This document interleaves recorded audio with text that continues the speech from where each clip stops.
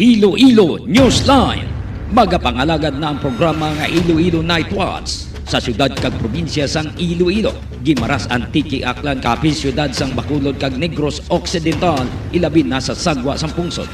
Ang ini nga programa magadala sa mga balita, impormasyon kag magasipad-sipad sa mga issues nga mangin patas ang presentasyon sa tanan kag mabatian sa Facebook page kag YouTube channel sang Iloilo Newsline. Ang Iloilo Night Watch mangin mata kag dulunggan sa mga listeners kag mga viewers kag ini mabatian halin las 8:30 sang gabi tubtob las 10 sang gabi.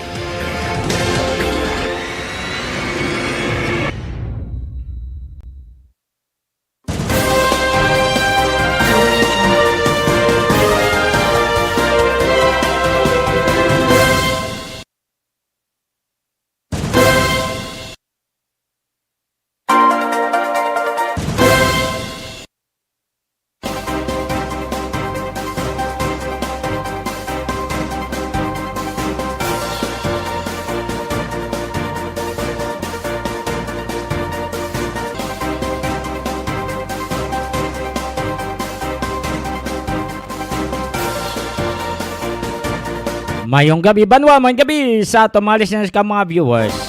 Kumusta na mga ka-Newsline?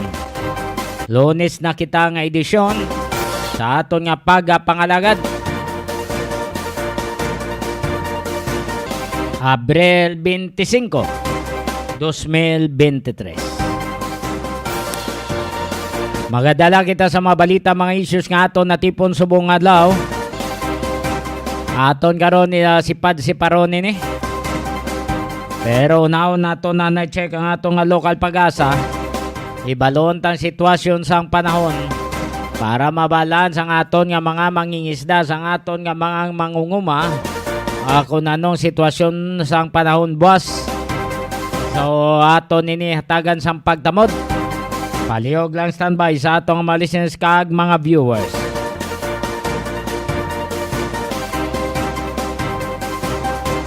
Era sa kaumahan, kadagatan, kabukiran, kag sa iban nga pungsod, mayong gabi sa inyong nga mga ka-Newsline. Standby. Kayaran na sa atong linya nga atong weather specialist. Iloilo Newsline Weather Update. Kaupod naton sa linya si Engineer Ferbs Rubin. Engineer, si ka-Newsline Johnny Diaz. Mayong gabi, sir. Sa mga sukod ng pagpalamati, amo ni ato niya latest weather update sa subong Monday, April 24, 2023. Isang init nga hangin halin sa dagat Pasipiko among mag-aapekto sa silangan niya bahin sang Visayas ug Mindanao. Samtang kita naman diri sa Western Visayas, generally fair weather kita. Mayroon lang kung isa sang posibilidad sa mga isolated yung mga pangilat panag-uob nga dala sang mga localized thunderstorms. Hinatubtob ta sarangan ng hangin halin sa amihanan silangan ang mga ibabaw sa Western Visayas, bid makanay tubtob ka sarangan aton mga pagbalod sa kadagatan. Forecast range of temperatures naman naton niya sa 27 tubtob 34 degrees centigrado.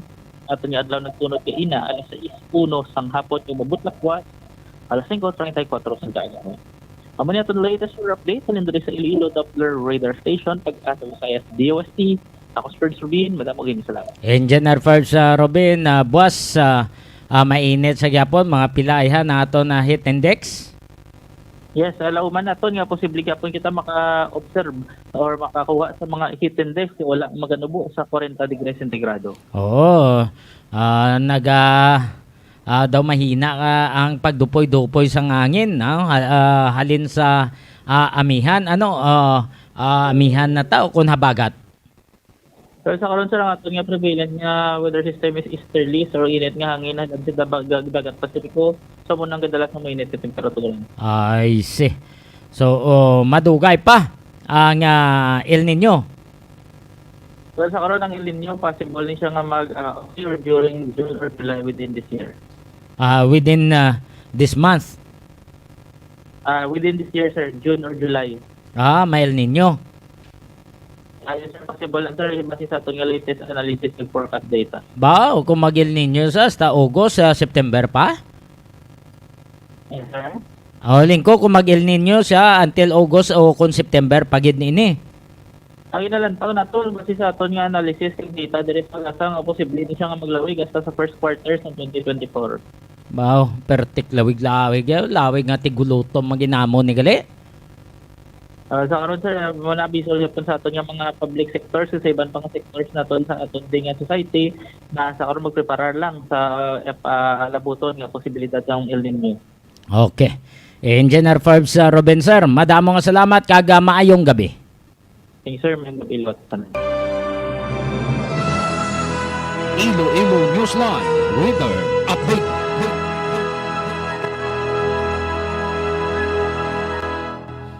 Batean nyo to. Base mag-epiktong El Nino sa katapusan nga bulan sang Hunyo o kung July.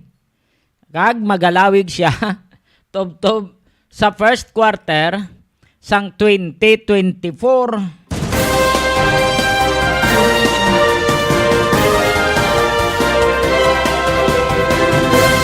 Sipa nyo blaw, tamak laweng. Ano matabo na. Hindi ka katanom humay to kay tinginit, gabangag. Di kung hindi ka katanom humay, ano matabo, gutom. Kabay pa nga hindi lang magsalaka ang presyo, labi na sa presyo sa bugas kag kalamay. Niya sa mo saga pinasaka. Tiyan namin ni produkto, sabi nyo asin. Ay, budlay, kung basta ka, pag inilang asin nga mayara sindikato naman.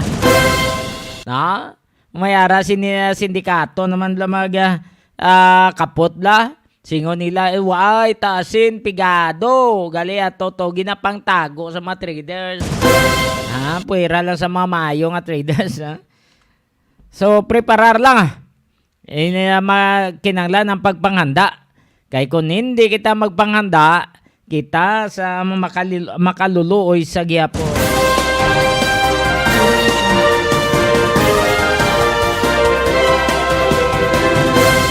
Ang inyong informasyon ginadulong man sa inyo sa Pinang sa Flower Shop. Pinang sa Flower Shop na hamtang sa Isnard City proper sa kilid sang Los Filipinos Bakery. Ginapanagyan ni Mr. and Mrs. Cyril Tacosalme. Base mag-order ka mo sa mga matahom nga mga bulak, pwede ninyo matiksan si Cyril 0920-825-6483. 0920-825-6483 kag 0916-786-8896. 0916-786-8896. Pinangs Flower Shop. Kag Vitron Animal Clinic. Ang Vitron Animal Clinic na hamtang sa Barangay San Miguel Hordan, Guimaras. Ginapanagyan ni Doc Rone Galia. Mayad nga veterinarian nga mahapos palapitan, mapinalanggaon sa kasapatan. Garaim na. Kadto lang mo da. Kadto lang mo dira. Sa kay Doc Rone Galia. Kag Cindy Sandy Store na hamtang man sa Rizal Palapala Uno City proper. Inapagyan ni Ma'am Ida Joy Abono. Kag ni Sir Brian Bono. Lipat tagi na Ma'am Ida. Sorry gid. Buwas na lang galing buwas na lang. Kwaonda. Pasensya gid, pasensya. Nalipat kita. Bagulang kita kadumdum. Kag sa atong mga kauturan sa mga nagapamati kay Dr. Marilyn Garmay Gaitan sa dekada 90 sang St. Joseph School Ihas de Sos. Madamong salamat sa inyong pagtanaw ug pagpamati. Kaina nagretiro na sa serbisyo. Mandatory retirement ni former PNP Chief Police General Rodolfo Azurin Jr. Class 89 sa Philippine Military Academy. Siya ginbuslan ni Major General Benjamin Acorda Jr. Class 1991. Ginlapawan ng 1990. Tigaling iyan niya prerogative sang presidente. Iyan niya pili. Siya niya may diretso sa pagpili kung sino ibutang niya PNP chief. So ang gipili si Major General Benjamin Acorda, subong ang ranggo ya Police General, 4 stars general. So iyan na ang pagtawag siya Police General Benjamin Acorda Jr. ang bag-o nga PNP chief. Iti ang hambal man lang sang bag-o nga PNP chief. Di niya trabaho lang. Why lang sa may involved da sa illegal drugs. Ha? So kabay pa nga mapadayon to, ang latest investigation ni ex-PNP chief Azurin nga daw ginangot-angot yan nato kung kanday sino to nga mga police generals ang involved sa sinindikato sa illegal drugs. Ha? Kabay pa nga mapadayon to. Ha? Kabay pa nga madiskubrihan gid kung sino ini ang mga mandatos sa pagpalapta sa illegal drugs. Yari si Police General Benjamin Acorda Jr. ang bag-o nga PNP chief.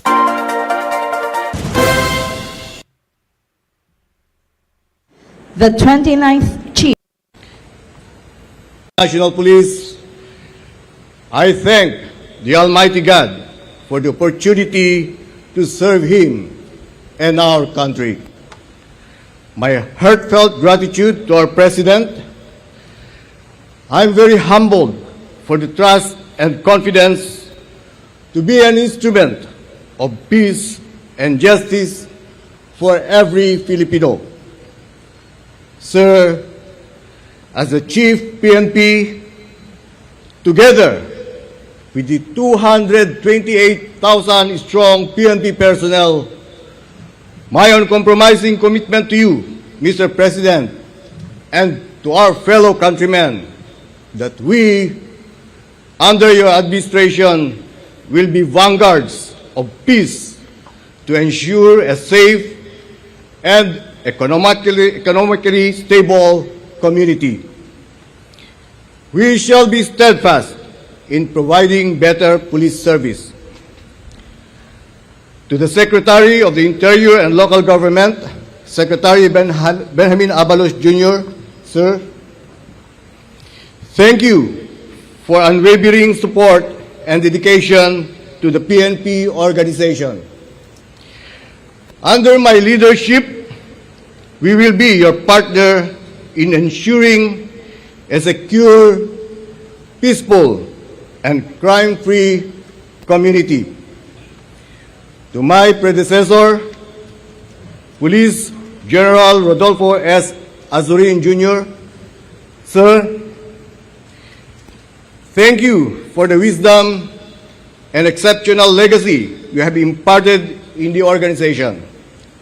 Rest assured, sir, that I will continue your advocacy in cleansing the PNP. Maraming salamat po, and my snappy salute to you, sir.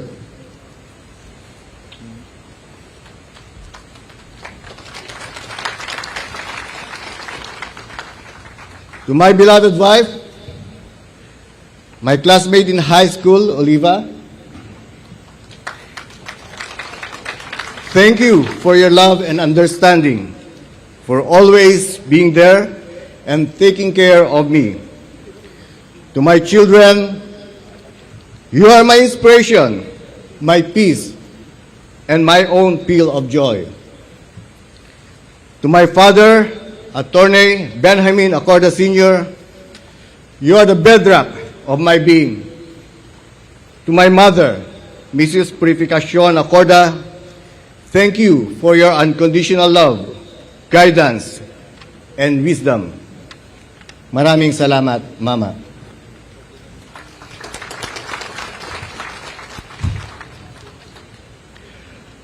Anchored on the administration's call for unity and nation building, we shall move toward a unified PNP.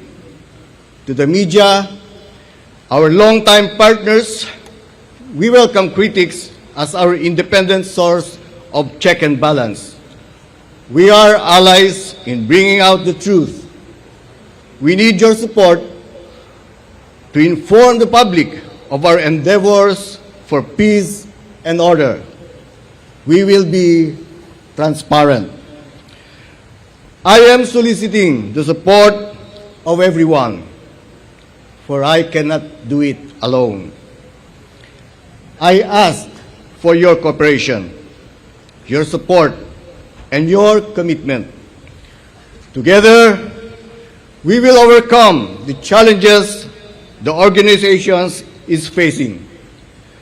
Together, we will prove that the PNP serves with dignity and professionalism. As your humble servant, I will do my best and lead by example. Let us work together for the betterment of our country. We shall be relentless in anti-criminality campaign through intensive police visibility and sincere police presence. We will not rest until every Filipino feels safe and secure in their homes, in their streets, and in their places of work. My stand on anti-illegal drugs is clear. No police should be involved in pushing, using, or whatever means of illegal drug trade. You will be charged and removed from the service. This is my warning to each and every one of you. Our fight will be holistic in prevention and aggressive in operations. Under my leadership, rewards and punishment will be quick and decisive. It shall be fair and impartial, and due process shall be observed. We will establish unity, promote patriotism, uplift morale, strengthen cooperation, and instill discipline in the organization. As we give premium to the morale and welfare of our men and women in the organization, assignments and positioning will be based on merit, ability, and moral ascendancy. We will protect the delivery of basic services to the disadvantaged Filipinos in the hinterlands and to the urban poor. Before I end my speech, again, Agyamanak Apo Presidente Ferdinand Bongbong Marcos Jr., Sir, ti inted mo nga panagtalek nga mangidangulo ti pwersa ti kapulisan, to SILG Benjamin Abalos Jr., Sir, and Police General Rodolfo S. Azurin Jr., Sir, thank you very much for putting your faith in me. I shall continuously strive to make PNP worthy of the trust and confidence of the public. To the men and women of the PNP, I challenge you to always do the right thing. Let us hate crime and fight criminals.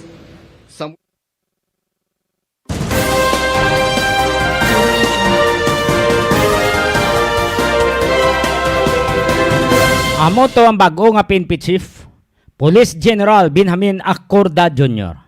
Ha? So halin ini siya sa Ilocos Region, halin ini sa Bicol Region. Nagpungko man nga Regional Director sang Region 1, Ilocos Region. So kababayan sila ni President Ferdinand Bongbong Marcos. So siyang ginkuha, ginbutang nga PNP Chief.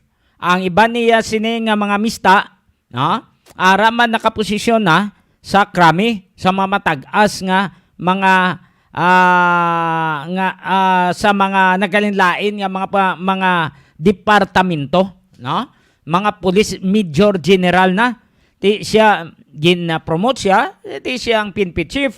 Ang mga kabdanan niya lon sa ini mga police major general, mayara nabilin, no, nga brigadier general. So may posibilidad nga mga classmate niya mo naman ni ang magapungko nga regional director, no? Laban-laban amo naman ni, no, sa ang mga classmate niya nga mga class 1991, no, nga mga generals, laban-laban nga sila naman ang magapungko nga regional director. So ang class 1990 nalapawan nga subong ang class 1990 amo nang iban Lieutenant General, ang ibanda Major General, subong ang nagpungko class 1991 sa Philippine Military Academy. Tididto kay na ang presidente, nagtambong siya ang nag-officiate, no, sa turnover of command o turnover ceremony nga giniwat sa Kampo Krami. Ara ang presensya sa presidente kag may ara sa nga panugyan sa aton nga mga pumuluyo, ilabi na sa mga miyembro sa Philippine National Police.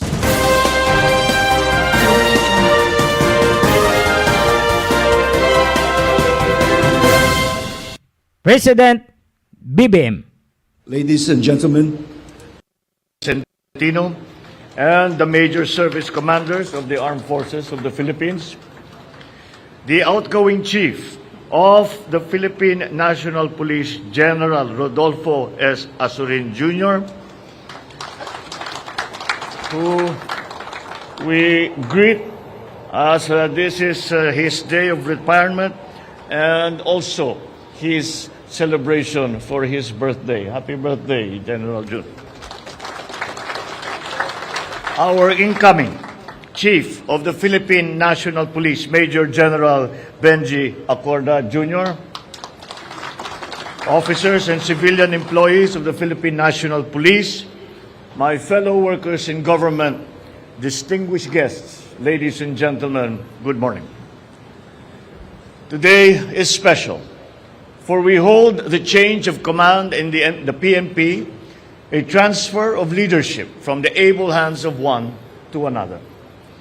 It also marks the retirement of our 28th PNP chief, who has been with the police force for 38 productive years. He has served therein in various capacities, earning recognition for his work on multiple occasions. In behalf of the Filipino people, I convey our collective gratitude to General Jun Asurin for his leadership and his service to the PNP and to the country. Notably, you advocated for the refinement of the ideal police and security framework for the country. Malasakit, kaayusan, kapayapaan tungo sa kaunlaran. Moreover, your efforts in forging partnerships with religious organizations through the Kasimbayanan program laid stress on the core principle that peace and order is everyone's concern. Police work is essentially civic in nature, is more effective when it is collaborative and community supported. During your tenure, we have seen substantial accomplishments in the area of peace and order. The most significant ones are in the campaigns against terrorism, carnapping, loose firearms, child abuse, gambling, smuggling, and other illegal operations. In the process, numerous criminal activities were halted and shaken, and perpetrators were brought to justice. To General Asurin, thank you for dedicating the better part of your life to government service in the cause of peace and order. Indeed, it was a demanding and perilous journey that you undertook with dedication, bravery, and selflessness. This holds true for all our other police retirees who may have retired anonymously, but still have served remarkably well their country and the people with utmost competence and ethicality. Amid this grand ceremony that we are holding today, I convey to each one of you, wherever you are, that you too deserve profound commendation from our grateful citizenry. I hope that despite retirement, all of you will still continue to support the government in its fight against all forms of disorder and criminality. For the work is never done. The cause of peace and order is not only constant and continuing, but also fluid, especially in today's volatile world.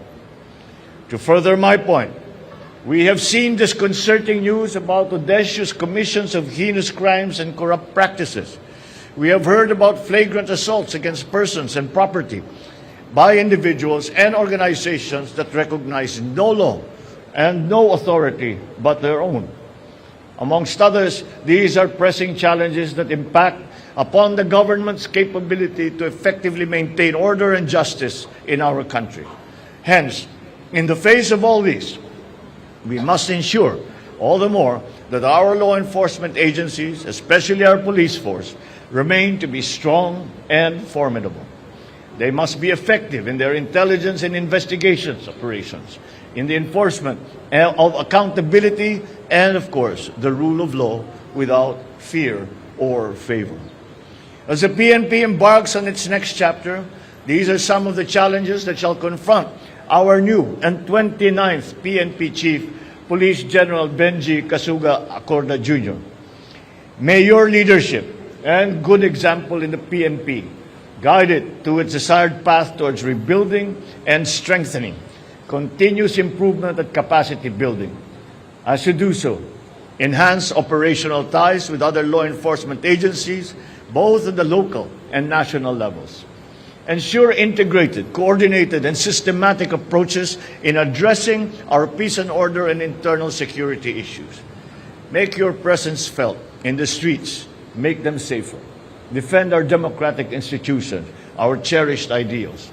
Protect the people, especially the weak, the vulnerable, and those who indirectly work with us in the same cause, such as journalists, civic action groups, civil volunteers, the like.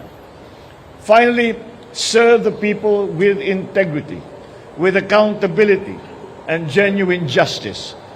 Always be open to public scrutiny and practice restraint and maximum tolerance in the face of harsh criticism. As a united police force, always strive to win the trust, respect, and admiration of our citizenry through an efficient, ethical, and compassionate brand of police work. Various challenges lie ahead that will test our mettle, but I am confident that with your resolve and with determination, we will overcome all of these.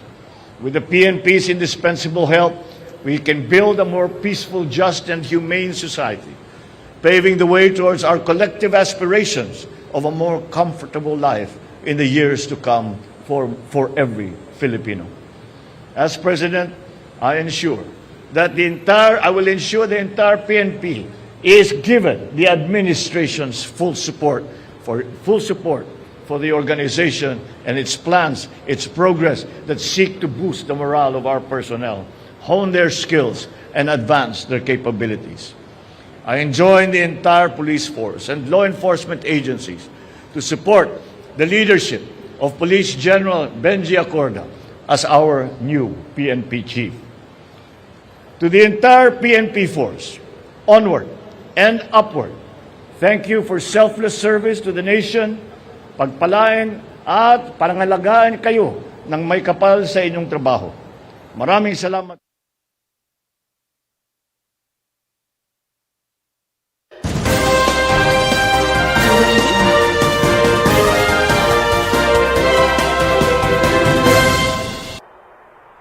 When we first arrived, we said we'd be more.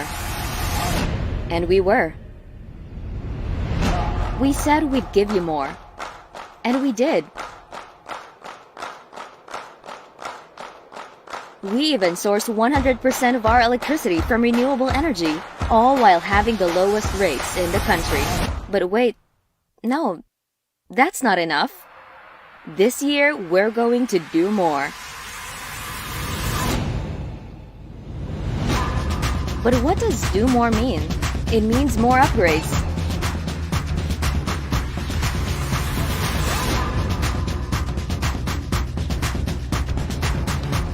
More trees, more mangroves, more fingerlings, more crops, and more fruits.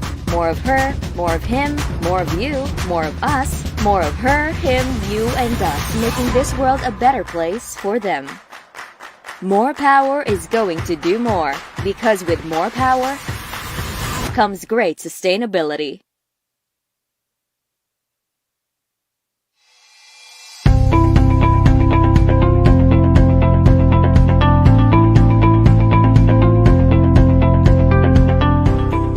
Health complex. A health complex will rise complete with hospital, quarantine, isolation and dormitory facilities, and molecular laboratory, all in one location at Barangay San Pedro Molo. The 104-bed Level 2 hospital will have an intensive care unit and specialist doctors per DOH standards. Molecular laboratory. There's an urgent need for faster releasing of RT-PCR results to effectively and efficiently manage confirmed cases. With that, we converted the ALS building into a temporary COVID-19 molecular laboratory, hiring 34 medical technologists. Later on, the machines can be calibrated to test dengue and HIV. Contact tracing. We already trained 120 persons as contact tracers. The City Epidemiology and Surveillance Unit of the City Health Office is conducting aggressive contact tracing to locate all close contacts and manage confirmed cases efficiently and effectively. Patient transport. 6 ambulance units and 1 minibus are being used by the Iloilo City Emergency Response of the City Disaster Risk Reduction Management Office in transporting positive patients to healthcare or quarantine facilities. Modular Hospital. Iloilo City government and partners have started preparing additional beds for COVID-19 patients. This temporary hospital seeks to address the high health care utilization rate, considering the city-based facilities also catered to patients from 5 neighboring provinces in Panay Island. A 66-bed modular hospital, which is a 3-unit 22-bed per unit, will be built nearby Suoc quarantine facility. An additional 32 isolation beds will also be built in front of the existing one, also in Suoc. The isolation and quarantine facilities shall form part of the proposed hospital in collaboration with the Department of Health. Quarantine facilities. St. Therese Hospital, which has been non-operational for quite some time, has been lent for free and has been serving as a quarantine facility. This move is in preparation for possible increase in infections, which may be caused by the more contagious Delta variant. Iloilo City has put in place a total of 1,500 isolation beds, including close to 1,000 in government-run facilities and at least 500 private beds in various partner hotels in case of COVID-19 surge. These will cater to mild and moderate cases to give the already overwhelmed hospitals a breathing room. City-run facilities have provided lunch and dinner meals, medicines, vitamins, hygiene kits, and medical checkups. City Vax teams. The city's vaccination teams include City Health Office doctors, nurses, vaccinators, health workers, site managers, Liga ng mga Barangay, IT, PSTMO and PNP personnel, volunteers, and logistics team from the General Services Office. They target at least 10,000 vaccinations a day in the 5 identified mega sites: SM City, Robinson's Haro, Mega World Transport Hub, Central Philippine University, and Ateneo de Iloilo. They also conduct community-based vaccination in barangays identified as having low vaccination turnout. We have 28 medical officers or doctors, vaccinators composed of 51 nurses and 13 midwives, 16 nursing aides, 13 dentists, 303 assistants composed of BSPOs, health workers, health center staffs, and etc. Disinfection. City Health Office Sanitation Division disinfects city government offices that are locked down following confirmed cases, as well as national government agencies and establishments that request assistance. Volunteer fire brigades and Bureau of Fire Protection also help in disinfection. The threat of this pandemic has pushed the Iloilo City government to double its efforts in fighting the unseen enemy, without overlooking the usual health issues, problems, and concerns that need to be addressed. Let us continue to bring Iloilo City to the next level.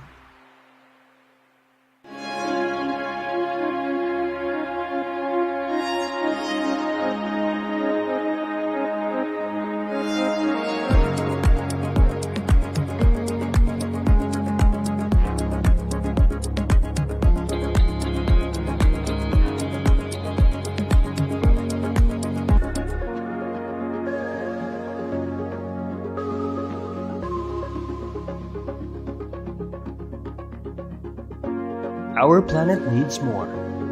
More from me, more from you, more from all of us.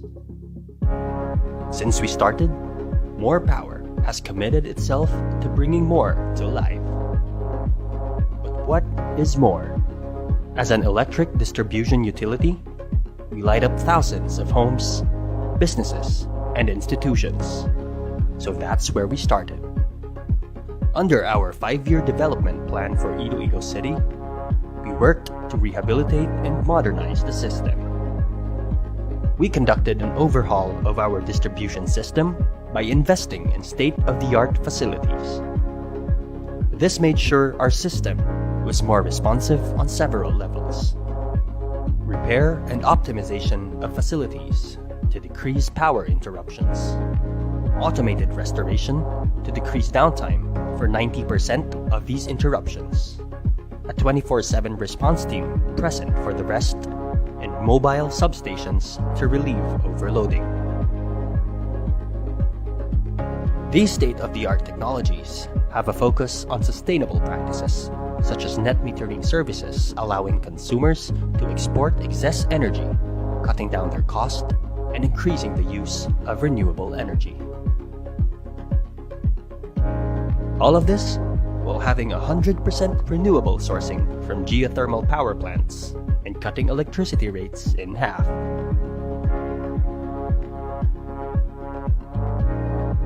This made sure that the energy we supplied was more reliable, more accessible, more sustainable, and more affordable. And we will continue to endeavor in incorporating renewable energy into our portfolio for the long term. Our services are only limited by our technology, and when we upgrade, we can bring more to your life. We partnered with LGUs to streamline the application process to make electricity more accessible to all of our consumers. We are not afraid to take on pilferage syndicates. We collaborated with the LGUs to convert these illegal connections to legal connections. Justice and fairness must be the standard. Through the streamlined process, paired with our efforts to apprehend pilferers and crack down on illegal connections, we have reformed the energy sector. Now, those who were forced to live on illegal connections can now take pride in being legitimate consumers. We are also not ignorant of the crisis our city and consumers have been facing. We feel your struggle, and we are here with you as partners. And that's what gave birth to the Partners in Power Foundation. Through our foundation, we donated millions to help the city and its institutions fight against COVID with dedicated response teams assigned to major hospitals for rapid response to save lives. Beyond all this, we wanted to do more for our environment. In our first 2 years, we planted trees, mangroves, and released fingerlings. We have even adopted an entire mangrove park and supported a citywide endeavor for urban gardening. We also worked on what we could do more within our system. Our entire distribution system was made more sustainable by replacing every wooden pole and transformer with stronger and eco-friendly materials. And for every wooden pole we replaced, we committed to plant trees for each one of them. And you are a part of this too. 1,400 of us worked together to donate flower pots for bike lanes throughout Iloilo City, along with encouraging our workforce to bike to work. But still, there's so much more to be done. Our mission stays the same, to bring more to life. As long as we work together, we can do more, we can be more.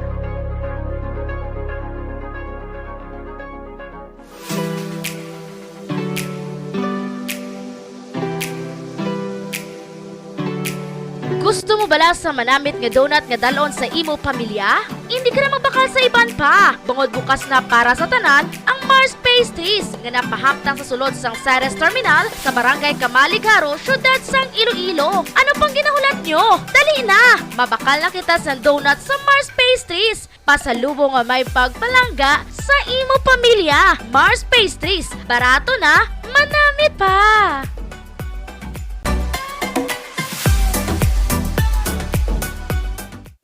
6, 7, go!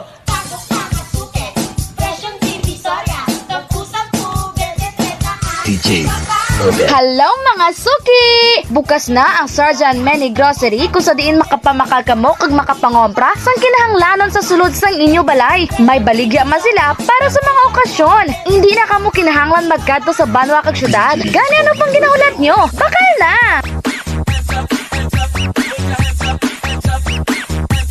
DJ Over.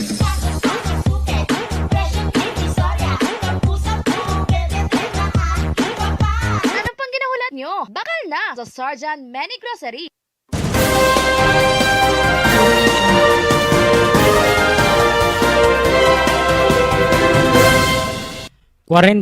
minutos na nakaligad sa alas 9.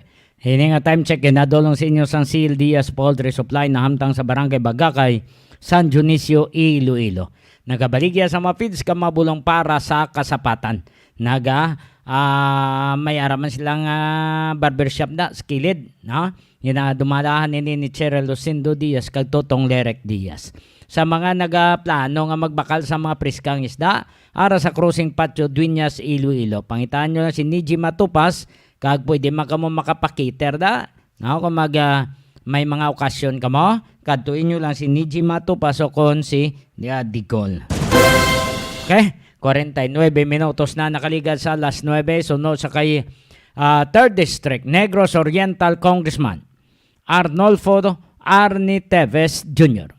Lubos-lubusin nyo na lang pag-tanom sang mga ebidensya.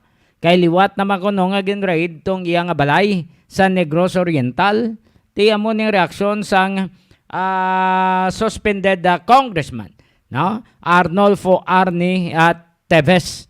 Ayari sa iyang pagpahayag. Mga palangga, naunahan na ako sandali. Kanina magbibideo dapat ako dahil may nagsabi na naman na i-raid na naman yung mga properties namin. Ngayon lang, ni-raid na kaagad yung manukan sa bahay ko. Sana lang wala na namang tinanim. Malamang may itatanim naman yan para magmukha akong masama. Sana lang wala. Last time nung ni-raid yung bahay ko, illegally ni-raid nila yung manukan ko. Kinatay pa yung ibang manok panabong. Hindi kasama sa raid yun. Sabay ngayon lang, ni-raid nila ulit. Itong mga ganitong gawain, ano na talaga, panggigipit na at abuso na sa kapangyarihan. Dapat talaga mapuna na to ng dapat magpuna. Hindi na to tama, hindi na to maganda, at hindi magandang sinyalis para sa lahat. Ko ay nananawagan na tama na.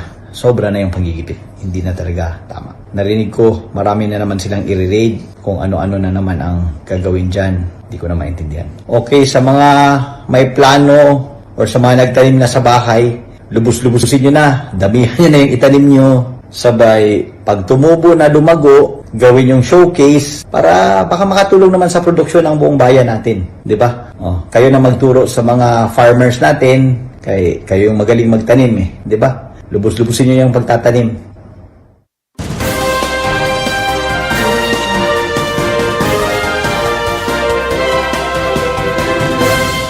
Napatian si Congressman Arnie Teves. So mo tong reaksyon niya kay na kuno naman ginsulod naman tong iya nga manukan, no, dito sa Negros Oriental. Tilingan na una-unahan ako palayag ba?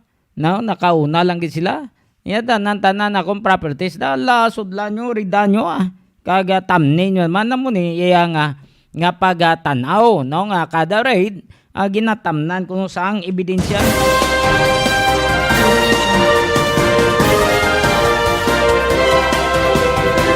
Pero mas manami kita nga magpakita si Congressman Teves kung why man lang siya sang sala, why man siya sa may nahimo nga mga sala dira sa ilang lugar. No, why man lang siya natapakan kag hindi man siya involved to sa kay Negros Oriental Governor Roel Digamo, kundi pakita siya Atin siya sa Congress sa iya to nga mga meeting to, no? Kung why man siya sa laya, kung may aragin man nga file kaso, tubangon niya da, basta attend lang to siya. Kaya may obligasyon siya sa iya nga constituents mo. Siya ang ginbutang nga representante, katapusan di mo iya mag-attend. Sa hindi kayo mag-attend to iya sa mga committee hearing, sa imo to nga mga nga session, di kayo mo iya mag-attend. Ano na iya ko, no? Why isang representante ang 3rd District sang Negros Oriental dito sa Kongreso, maginamo sina. Kay why isang congressman, why nagpakita ang congressman, ti mayad bala na. Ti dapat tanim pakita dito si Congressman Tevez.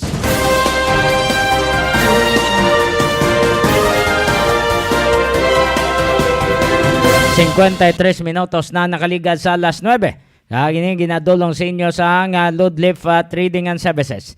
Isa man kadako construction firm nga nabase sa Metro Manila, pangobra sa mga balay sa mga mansyon kag mga merkado publiko. Pwede mo makapadesign dira sila sa mga plano. Pwede ninyo ma-text si Engineer Joey Diaz sa iyang number 0939-812-6336. 0939-812-6336. So kung mag-email ka mo sa kung mag-email ka mo sa maria_rosim@yahoo.com. Kag kung magkadto mo sa ila opisina sa Block 5 Phase M, Francisco Homes, Gio, San Jose del Monte City, Bulacan. Pangitaan nyo lang si Engineer Joey Diaz o kung iyan ang mga tinawag.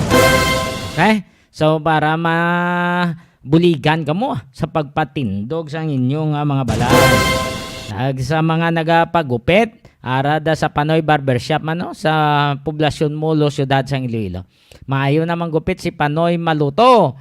Kung gusto nyo man mayad nga tukar, tunog sang sound system, ang Delcor Sound System sa Bonifacio, Tanza, Siyudad sang Iloilo. Ginapanagyan ni Parigisi Esperida. Kadtuin nyo lang dapat. Sa mga manunodlo nga nagamonitor, thank you so much. Nagpagwa sang impormasyon si Mayor Jared Reñas sa DepEd City. Ginsapol yaman ang mga principals nga kung tama gid kainit nga hindi masarangan sa mga kabataan, kapinpabi nga daway kisami ang imong kwarto nga ginatudluan to.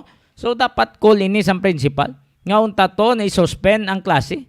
Kay budlay na magmalasakit mga bata, tanawan nyo damo nagkalatrang kaso subong, damo nagsalakit ulo. Bangod sa sobrang init, damo nga na-confine sa hospital, heat stroke. Ulaton ta pa kung magmalasakit kabataan Tiyan mo na yung memo ni Mayor Jared Reñas sa tanan yung mga principals nga suspendero ng klase, pananglitan nga hindi na masarangan sa mga kabataan ang sobra nga ikainit, bangod nga tamak taas ang temperatura, no? So kung hindi na masarangan, suspenderon. Sang sa magmalasakit ang mga kabataan, hindi inakabayad. Suno sa kay Mayor Jared Reñas.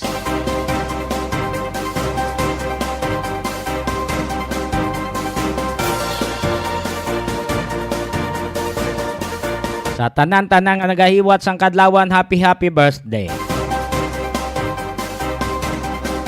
Sa mga nagamonitor, thank you so much. Kay Sir Joseph Poyco, kay Sir Fred, kay Finance, kay BM Radney Santarin. Mayong gabi. Madamo gid nga salamat sa inyo pagtanaw kag pagpamati. Sabay pa nga bayan ng kita tanan sa mga vendors, sa mga porters, thank you so much sa inyong pagtanaw kag pagpamati. Sa mga katapos sa media nga naga-monitor man, madamo nga salamat. Mami, ikaw tayo ni sa Action Radio, sa Bombo, sa RMN, sa XFM, sa Radyo Bandera, sa GMA. Yan pa da. Kag sa iban pa nga naga-monitor, thank you so much sa inyong pagtanaw kag pagpamati. Halong-halong lang kita. Kaya wala gaunubo sa 40 ang heat index. Suno ini sa pag-asa sa latest nga nakuha naton sa kay Engineer Ferbs Rubin. Hindi gid kamo maghatag kumpiyansa, inom damo tubig. So diri lang kita kutob sa ato nga pagpangalagad sa Bautista Compound. Madamo nga salamat. Sa pamilya Kabalonga, thank you so much. Sa pamilya Soria, thank you gid. Sa pamilya Guinness La Pascua, Sa kay Nelson Bautista may gabi. Sa pamilya Prado, Cordova, Cabalonga, thank you so much sa kay Jotay Abilia mayong gabi. O pag kay Toto Boy Jeff kag Nono MJ. Ini ang inyo alaga Johnny Yanson Diaz. Madamo nga salamat. Kita na naman kita buwas. Kabay pa nga may mga issues there, may mga balita, i-text nyo lang din sa Iloilonewsline. Diri lang kita kutob sa ato nga pagpangalagad sa nasilingta para sa Iloilo Newsline.